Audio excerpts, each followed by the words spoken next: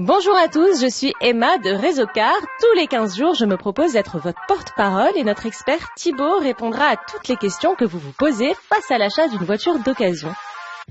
Parlons voiture by Réseau Car, le podcast des voitures d'occasion.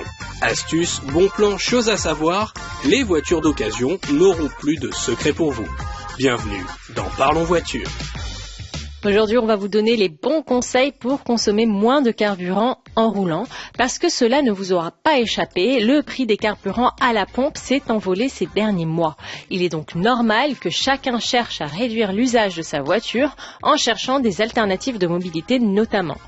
Mais même lorsqu'on ne peut pas se passer de son véhicule, quelques gestes simples peuvent réduire sensiblement la consommation de carburant et se traduire par de sérieuses économies à la pompe. C'est ce que nous explique Thibaut, notre expert, dans notre podcast du jour. Bonjour Thibaut. Bonjour Emma. Alors Thibaut, dites-moi, quels sont les premiers réflexes à adopter pour économiser du carburant ? Alors Emma, avant toute chose, il faut rappeler que l'éco-conduite équivaut à l'optimisation de l'énergie. Donc les conseils que je vais vous donner peuvent s'appliquer à n'importe quel type de véhicule et n'importe quel type de motorisation, véhicule électrique compris. Donc les véhicules les plus récents, on a des indicateurs de changement de vitesse qui sont sur le tableau de bord. Par exemple, ça c'est un indicateur qui va vous permettre de passer le rapport à un régime moteur pas trop élevé pour essayer de minimiser la consommation de carburant. On peut également s'aider du régulateur de vitesse aussi, pour garder une vitesse constante. Alors ça, attention, ce n'est valable que sur une route avec un relief plat. C'est-à-dire que s'il y a des côtes, le régulateur de vitesse va parfois rétrograder des rapports de vitesse pour maintenir la vitesse que vous allez demander à votre régulateur. Donc là, par contre, l'éco-conduite, elle n'est pas trop valable et pas trop d'actualité. Donc ça, c'est valable si, encore une fois, vous avez un relief plat sur autoroute, etc., etc.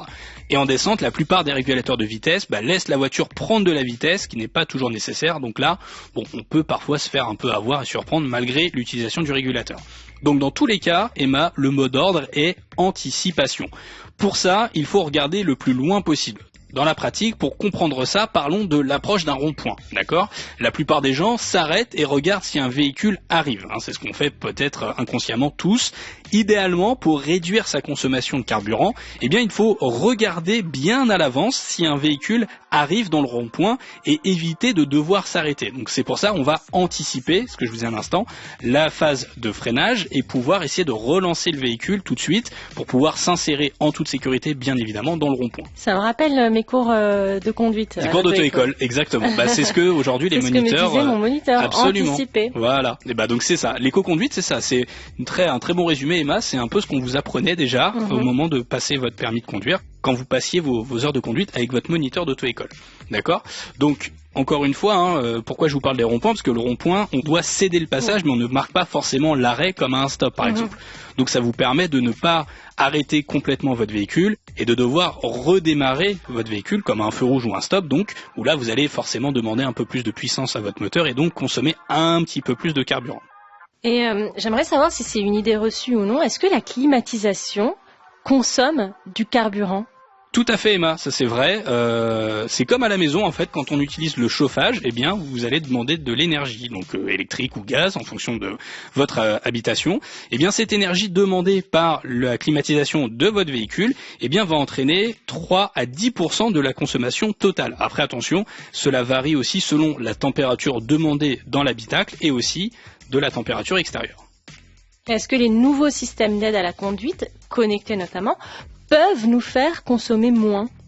Alors oui Emma, en effet, c'est une bonne astuce aussi. Les systèmes de navigation récents, ou en tout cas sur la plupart des véhicules électriques, proposent directement dans le système de navigation embarqué plusieurs types de trajets, plusieurs itinéraires, et donc on peut aussi choisir le trajet le plus économique, c'est souvent le terme employé par les systèmes de navigation, ce qui va vous permettre d'avoir un trajet qui normalement devrait limiter votre consommation de carburant. Attention, forcément, comme vous choisissez le trajet le plus économique, c'est pas forcément le plus court et ou le plus rapide. C'est quoi justement un trajet plus économique, Thibaut ?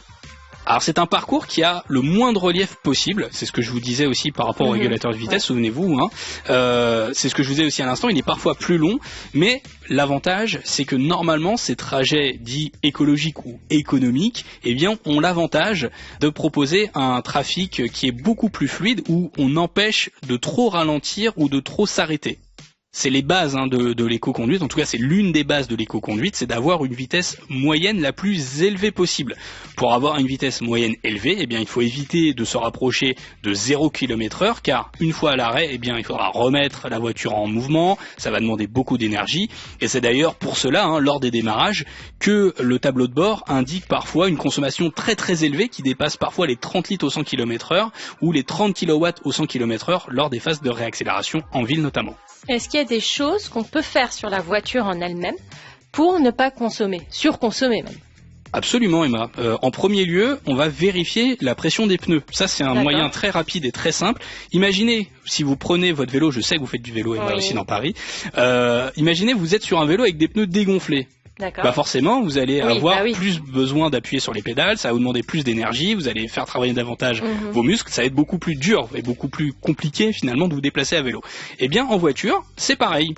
Certains véhicules ont des recommandations même de pression de pneus dites éco, en plus des pressions normales préconisées par le constructeur, et des pressions avec plus de poids à bord. Vous savez, ça c'est souvent posé sur la carrosserie de votre voiture directement, où on a les pressions normales à vide, où il y a juste un conducteur seul, et par contre si on est plusieurs avec des bagages, quand on part en vacances par exemple, il y aura aussi la pression à adopter, la bonne pression pneumatique à adopter.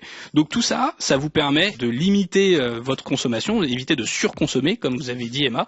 Donc voilà, petite astuce, c'est de vérifier ne serait-ce que sa pression des pneus. Et par rapport à l'entretien de la voiture, est-ce que ça a un impact ?